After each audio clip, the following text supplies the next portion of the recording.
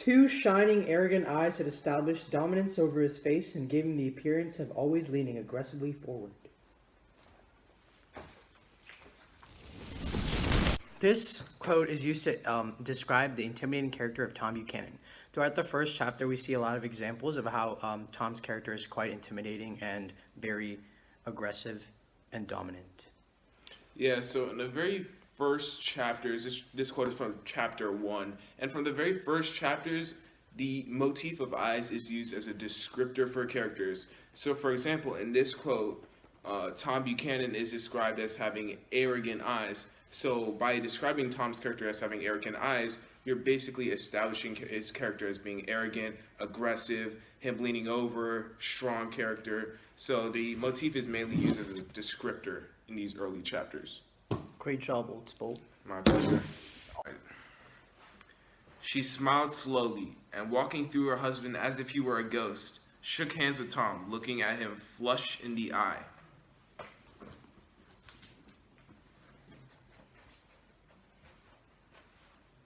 Hey, hubby. The usage of eyes in this quote serves to establish a mood between Tom and Myrtle. Rather than appear skittish around Tom, Myrtle is depicted as having a confident demeanor as demonstrated by looking him flush in the eyes. This confidence in turn works to solidify Myrtle's obvious disregard of her husband and their relationship as asserted earlier in the sentence. Once again, we have here in the early chapters, this quote is from chapter 2, we have the usage of the motif of eyes as a descriptor. Once again, instead of Tom being described as arrogant, this time Myrtle is being described as a confident person. You know, she's basically flat out ignoring her husband, acting as if he was a ghost, and walking straight to Tom, and obviously being very confident with him as well. So this time, once again, the usage of the motif of eyes is used as a descriptor in the early chapters. I've got a nice place here, he said, flashing about his eyes restlessly.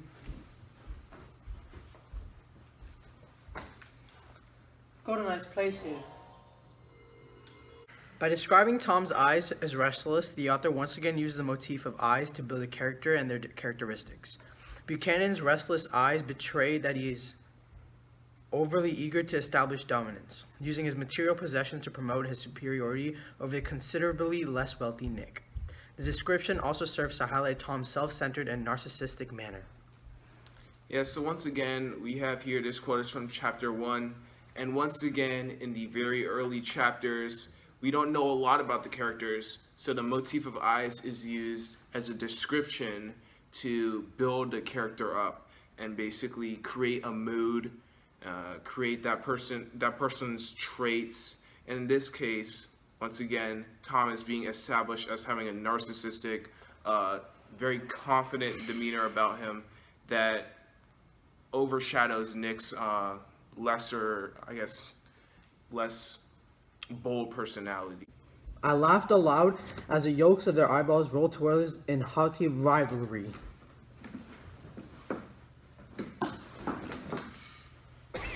The illusion of eyes as a descriptor for the three Negroes serves to establish imagery in this particular scene. The jealous eyes of the Negroes also work simultaneously with assertions earlier in the paragraph regarding the true magnificence of Gatsby's car. If Gatsby's car can make even individuals in limos jealous, it must hold considerable wealth.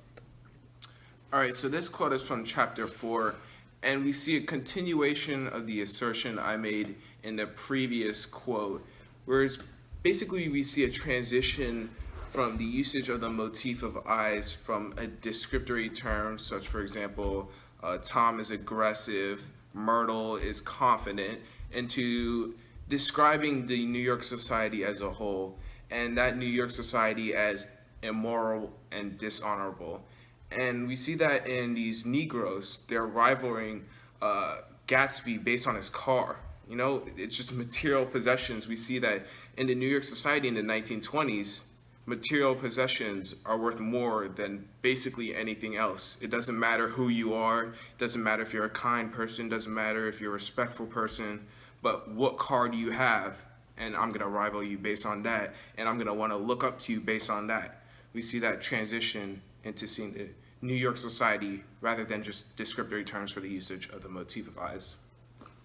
The eyes of T.J. Eckleburg are blue and gigantic. Their retinas are 1 yard high. They look out of no face, but instead from a pair of enormous yellow spectacles which pass over a non-existent nose. The eyes of Dr. Eckleburg serve as a blatant usage of symbolism in Fitzgerald's novel. Once again, Fitzgerald draws attention to the eyes of an individual when they are introduced. In this case, the eyes of Eckleburg forge a similarity between the character of another book, Big Brother from Orwell's 1984. Although only used as a business tactic by the Doctor, the eyes connote an additional feeling of always being watched and judged based on social status. Yeah, so this quote is also in chapter 2, but the difference between this quote and the last two quotes is we see a transition from the usage of the motif of eyes as something just used as, description. For example, we saw Tom Buchanan being described as having a confident persona. So we see a transition from that into something different. And that something different is sort of like an omnipresent sort of feel, like a supernatural being is always looking over you. That's why we compared it to George Orwell's 1984 in Big Brother, and that there's always somebody watching you and judging you. And in the Valley of Ashes, it's considered a inferior place to the both West and East Egg. And in this case, it's where Tom is coming basically to see his mistress. So it's almost like that area is being judged by a supernatural presence in the usage of the Dr. Eckleburg's eyes.